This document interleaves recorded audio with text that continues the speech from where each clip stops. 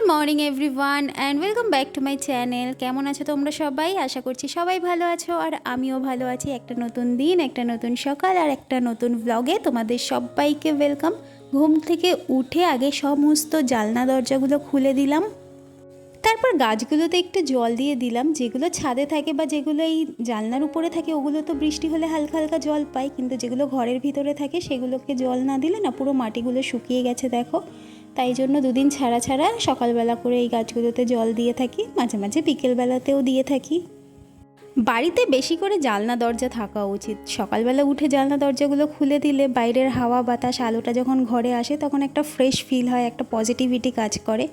তো আমাদের বাড়িতে বেশ অনেকগুলোই জানলা আছে, জানলাগুলো সকালবেলা উঠে খুলে দিলাম। আর আমরা যখন বাড়ি করেছিলাম তখন যিনি বাড়ির মিস্ত্রি ছিল আর কি, উনি বলেছিলেন যে বাড়িতে সবসময় একটা বেডরুমে দুটো জানলা করা উচিত যাতে হাওয়াটা চলাচল করতে পারে। তো আমরা সব ঘরেই মোটামুটি বড় বড় জানলা করেছি, দুটো করে। সকালের যে টুকিটাকি কাজগুলো ছিল সেগুলো করে নিয়েছি, ব্রেকফাস্টও হয়ে গেছে। তারপর আমি চলে এসেছি ঘরের বিছানা গোছানোর জন্য। ব্রেকফাস্টটা আগে করে নিলাম কারণ রোহিত সকালবেলা ঘুম থেকে ওঠার পরই ওর খিদে পেয়ে যায় ব্রাশ করলে, তাই জন্য আগে ব্রেকফাস্টটা করে নিলাম, তারপরে বিছানাটা গোছাতে এসেছি। একটা সংসারে কাজের শেষ নেই, এত কাজ একা হাতে সামলানোটা কিন্তু চারটিখানি কথা নয়। কিন্তু দেখো, কাউকে যদি জিজ্ঞাসা করা হয় যে তোমার মা কি করে বা তোমার বউ কি করে, তখন কিন্তু তারা উত্তর দেয় কিছু করে না, হাউসওয়াইফ। হাউসওয়াইফদের যেন কোনো কাজই থাকে না, সারাদিন ঘরে শুয়ে বসে কাটায়।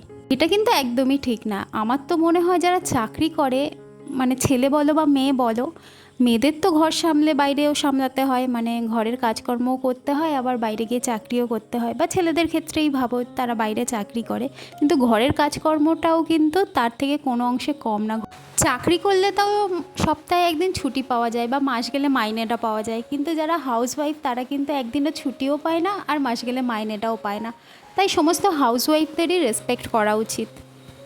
তোমাদের সাথে বকবক করতে কত কাজ করে নিলাম দেখো। ঘরের ডাস্টিং হয়ে গেছে, ঘর গোছানো হয়ে গেছে, তারপর চলে এসেছি রান্না করতে। বাড়িতে দুজন গেস্ট আসবেন, তার জন্য একটু রান্নাটা একটু বেশি হবে আজকে। এখানে বেগুন ভেজে নিচ্ছি, ডাল করে নিয়েছি, মাংস চাপিয়ে দিয়েছি, আর আজকে একটা ভালো রান্না করছি, সেটা হচ্ছে চিংড়ি পিঠে। এটা চিংড়ি নারকেল দুটোকে পেস্ট করে পাতায় ভাজা হয়, এটা খেতে দারুণ লাগে। যারা খাওনি অবশ্যই একবার খেয়ে দেখো, আর রেসিপিটা আমি আমার চ্যানেলে একদিন আপলোড করে দেবো। দারুণ লাগে খেতে, ডাল দিয়েও খেতে যেরকম ভালো লাগে, শুধু ভাতে খেতেও কিন্তু দারুণ লাগে। এখানে দেখো মাংস আমার অলমোস্ট রেডি। একটু পাতলা পাতলা ঝোলই করলাম কারণ খাসির মাংসের এরকম একটু হালকা পাতলা ঝোল খেতেই আমার বেশি ভালো লাগে। রান্নার পরে গ্যাসটা ঠান্ডা হয়ে গেছে, আমি সমস্ত রান্নাঘর খুব ভালোভাবে ক্লিন করে নেব। আর সকাল থেকে বেশ ভালোই বৃষ্টি হচ্ছে। এই বৃষ্টিকালে দেখবে বিশেষ করে ঘরদোর যদি পরিষ্কার পরিচ্ছন্ন না থাকে না, তাহলে যেন আরও কীরকম একটা ম্যাচ ম্যাচ করে শরীর। এমনিতেই তো চারিদিকে ভিজে ভিজে, জামা কাপড় শোকাচ্ছে না, যেদিকেই পা দেবে মনে হবে ভিজে ভিজে। আর ঘরদোর যদি গোছানো না থাকে, চারিদিকে জামা কাপড় অপরিষ্কার হয়ে পড়ে থাকে, ধুলোবালি জমে থাকে, তাহলে কিন্তু মাথাটা আরও গরম হয়ে যায়। আমার তো এরকম হয়, তোমাদের কার কার এরকম হয় আমাকে কমেন্ট করে জানিও। বিশেষ করে বর্ষাকালে তো আমি শুকনো শুকনো করে ঘরটা মোছা বলো, ডাস্টিংটা আরও বেশি করে করি। তারপর যত বাসন বেরিয়েছিল সমস্ত বাসন আমি মেজে নিয়েছি। আমি রান্না করার সময় দু একটা বাসন যেগুলো বেরোয় সেগুলো সঙ্গে সঙ্গে ধুয়ে নিই, তাহলে একবারে বাসনের চাপটা হয় না। রান্নার শেষে বেশি বাসন মাজতে হয় না, অল্প অল্প মেজে নিলে। দু চারটে যা বাসন ছিল ভালো করে মেজে নিয়েছি, তারপরে সিঙ্কটাকেও ভালো করে মেজে নিয়েছি। প্রত্যেক দিন রান্নার পরে সিঙ্কটাকে ভালো করে মেজে নিলে পরিষ্কার থাকে, একবারে বেশি খাটনি করতে হয় না। তারপর সব শেষে আমি ঘরটাকে মুছে নিলাম, কারণ ঘরটা আমি একটু দেরি করেই মুছি সব কাজের শেষে। না হলে আমার মনে হয় ঘর মোছার পরে যদি রান্নাবান্না করি তখন মনে হয় ঘরটা আবার ময়লা হয়ে গেল, ওই জন্য সবার শেষে ঘরটাকে মুছি।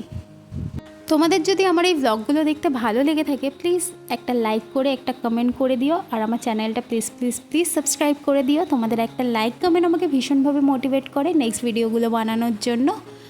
আর স্নান করে চলে এসেছি, ঠাকুরকে মালা দিয়ে ধূপ ধুনোটা দিয়ে দিলাম, তারপরে যাব খাওয়া দাওয়া করতে। আর যারা এসেছিলো তারা তো খাওয়া দাওয়া করে চলে গেছে, সেটার আর আমি ব্লগ করিনি।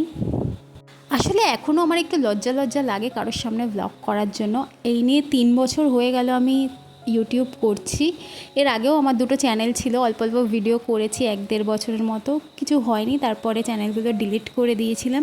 এটা আবার আমার নতুন চ্যানেল। এছাড়াও আমার আরও দুটো চ্যানেল আছে, পরে তোমাদের সাথে শেয়ার করব। তো চলো ব্লগটা এখানেই শেষ করছি। টাটা, দেখা হচ্ছে নেক্সট ব্লগে।